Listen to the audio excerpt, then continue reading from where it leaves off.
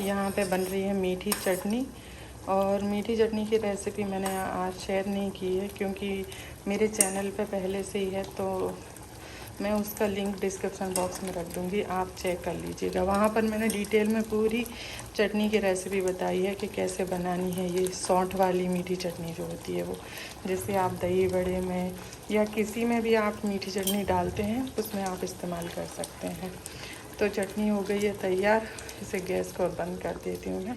फिर ये जब ठंडी हो जाएगी तो इसे किसी जार में भर के फ्रीज में रख देंगे, तो ये चल जाएगी 1 महीने तक, और उससे ज़्यादा भी चल जाती है आराम से, क्योंकि ये बहुत ज़्यादा क्वांटिटी में नहीं बनाई है मैंने, इसीलिए। और शाम की आरती हो गई है, तो आप सभी आरती ले लीजिए। तुलसी आरती हो गई है, ठाकुर की आरती हो गई है, तो आरती ले लीजिए आप सभी। और यहाँ पर मैं, और ये तुलसी महारानी जी के आज के दर्शन। और आज मौसम भी बहुत अच्छा है। अभी बज रहे हैं 6:45 और ठाकुर जी की आरती हो गई है, तुलसी आरती हो गई है। और अच्छा मौसम है आज, बहुत अच्छा। बादल तो रोज़ होते हैं लेकिन बारिश बिल्कुल भी नहीं होती। देखिए इतने अच्छे बादल होते हैं रोज़, लेकिन बारिश नहीं होती। एक दिन बारिश हुई थी बहुत ही घमासान, उसका वीडियो मैंने डाला था यूट्यूब पे, लेकिन उसके बाद फिर कोई बारिश नहीं हुई, बल्कि और गर्मी बढ़ गई है उसकी वजह से। यहाँ पे दूध गर्म हो रहा है और इधर खिचड़ी बनने की तैयारी हो रही है। ये चटनी बनाई थी रात को, ये ठंडी हो गई है और रात को गर्म थी बहुत, इसलिए मैंने रख दी थी उठा के। और यहाँ पर ये मूंग दाल और चावल ये सब भिगो के रखे हैं खिचड़ी के लिए। और अभी सबसे पहले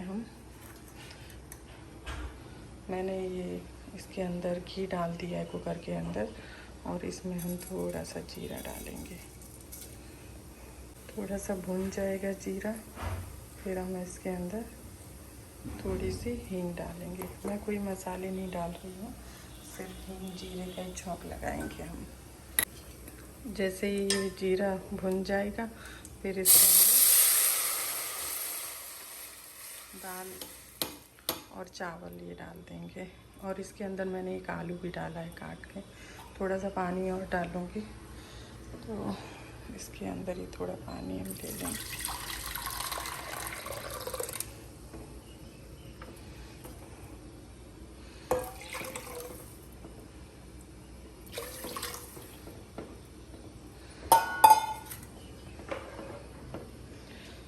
अब इसके अंदर थोड़ी हल्दी,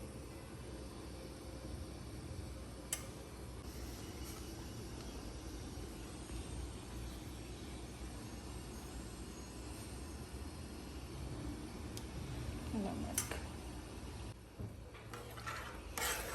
गाढ़ी पतली जिस हिसाब से आपको करनी है उस हिसाब से इसके अंदर पानी डाल दीजिए। और बिल्कुल सादा वाली खिचड़ी मैं बना रही हूँ, मसाले वाली नहीं बन रही है। ये ढक्कन बंद करके और इसमें 3-4 सीटियाँ आने देंगे।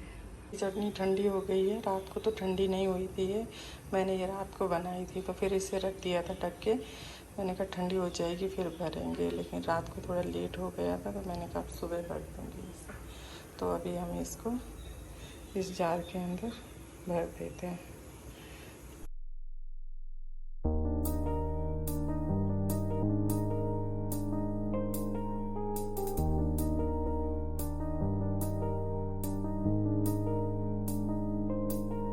इसको ढक के अब हम फ्रिज में रख देंगे, तो ये काफ़ी दिनों तक चल जाएगी। वैसे तो ये 1 साल तक चल जाती है, पर बहुत ज़्यादा मैंने नहीं बनाई है कि इतनी लंबा चलाने की क्या ज़रूरत है, तो जब तक चलेगी तब तक ठीक है। दूध भी गर्म हो गया है यहाँ पे, तो गैस बंद कर देती हूँ। और खिचड़ी अभी सीटी आ जाएगी, उसके बाद इसको बंद कर देंगे, तो खिचड़ी भी बन जाएगी। तो खिचड़ी बन के तैयार हो गई, तो मैं इसको एक थाली में कर रही हूँ ताकि ये ठंडी हो जाए। ये काफ़ी है। अभी पंखा चालू कर दिया है, थोड़ी देर में ये थोड़ी ठंडी हो जाएगी, फिर भगवान को भोग लगाएंगे इसका। यहाँ मैं एक कटोरी में तब तक दही कर लेती हूँ।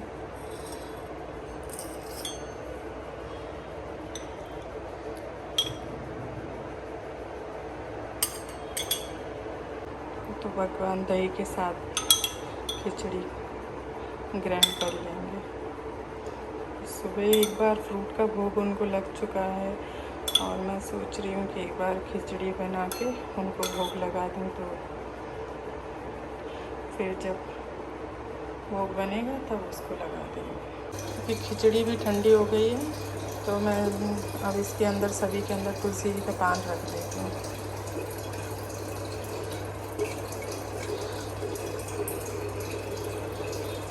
और अब ठाकुर जी को हम जो है भोग लगा देंगे। तो ये सभी चीज़ें ले चलते हैं, ठाकुर जी को भोग लगा के आते हैं।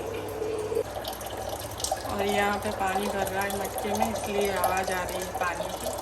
तो ये ठाकुर जी के दूध का जो मटका होता है उसे मैं ऐसे भर के रख देती हूँ। तो अभी ये भर गए हैं, नल को बंद कर देंगे और इसका जो ढक्कन है वो इसके ऊपर ढक देंगे और इसे अब मैं एक तरफ साइड में रख दूँगी।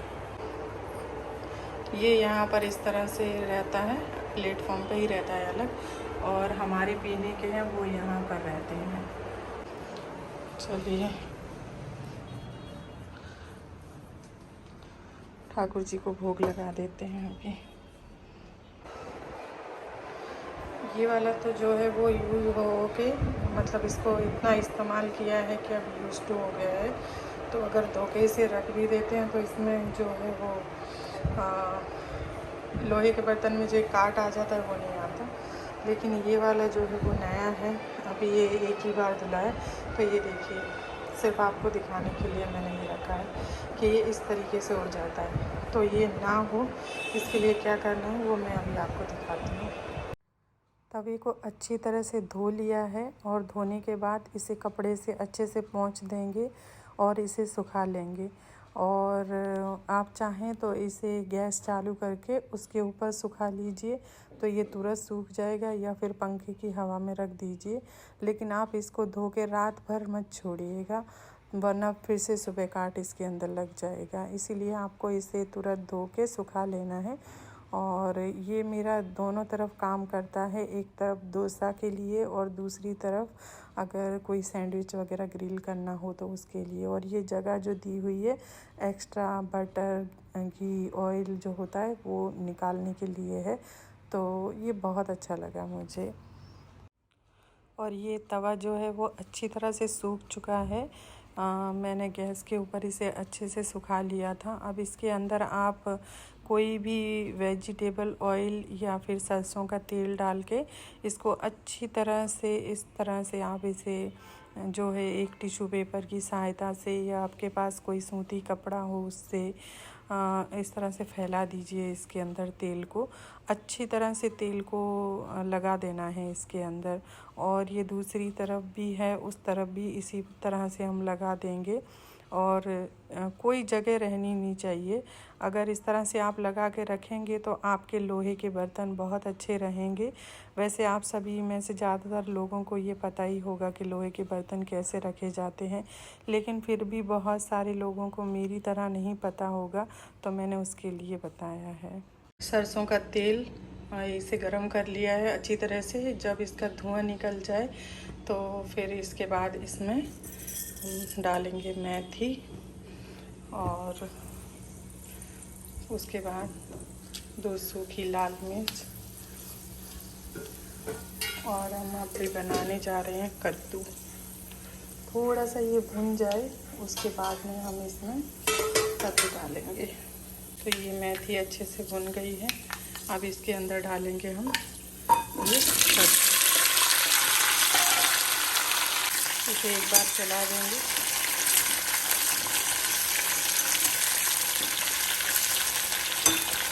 तो अब इसके अंदर हम मसाले डालेंगे। सबसे पहले धनिया पाउडर,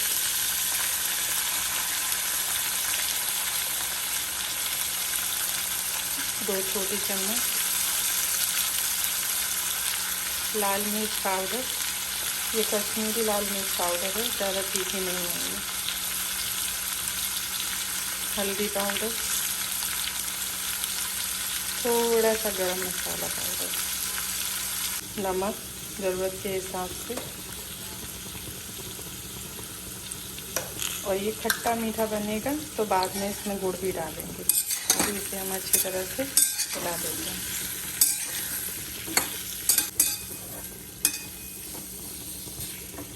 बिल्कुल थोड़ा सा पानी डाल देंगे, आधे कप से भी बिल्कुल कम।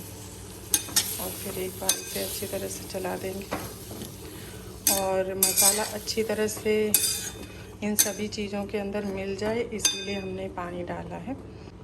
ढक्कन बंद करके इसे मीडियम आंच पे हम इसे रख देंगे पकने के लिए। खोल के देख लेंगे एक बार इसे। और अभी ये गले तो नहीं है। पानी जो भी डाला था इसके अंदर हमने, वो पानी सूख गया है अभी। तो इसके अंदर हम ये गुड़ का जो पाउडर है वो डाल देंगे। आप डायरेक्ट गुड़ भी डाल सकते हैं।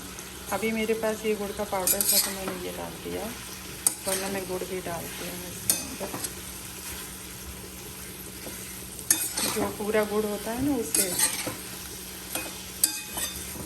और बस धीमी आंच पर इसे अभी रख देंगे हम, क्योंकि ये गुड़ जो है वो अभी जैसे जैसे पिघलेगा वैसे वैसे ये पानी छोड़ेगा। और इधर वही बैगन की सब्ज़ी बन रही है सूखी वाली, और यहाँ पर रखी है दाल मूंग की। और अब क्योंकि कद्दू अच्छे से गल गया है, इसीलिए अब इसके अंदर अमचूर पाउडर डालेंगे। और अब इसे थोड़ा सा ऐसे करके मैश कर देंगे। और ये मिठाई थोड़ी डार्क है ना, इसलिए थोड़ा काला काला लगेगा आपको। थोड़ा सा ऐसे मैश कर देना है। अब ये कद्दू की सब्ज़ी बनके तैयार हो चुकी है। इसका जो पानी था वो भी पूरा ख़त्म हो चुका है। और इतनी ही ड्राई ये बनती है, इससे ज़्यादा नहीं करनी है, इससे ज़्यादा पतली भी नहीं रखनी है, बस तैयार है ये दोनों सब्जियां बन गई हैं। ये बैगन की सब्ज़ी है और ये कद्दू है। तो अब इनको हम साइड में उठा के रख देंगे। और दाल यहाँ पे बन रही है, बाद में फिर इसमें भी छौंक लगाना है। दाल में भी छौंक लग गया है। और ये हमारी मूंग की दाल ये भी तैयार हो गई है। तो चलो भोग की थाली लगा लेते हैं अपन। बस हींग जीरे का छौंक लगाया है इसके अंदर, टमाटर डाल के और हरा धनिया डाल दिया है, और कुछ नहीं।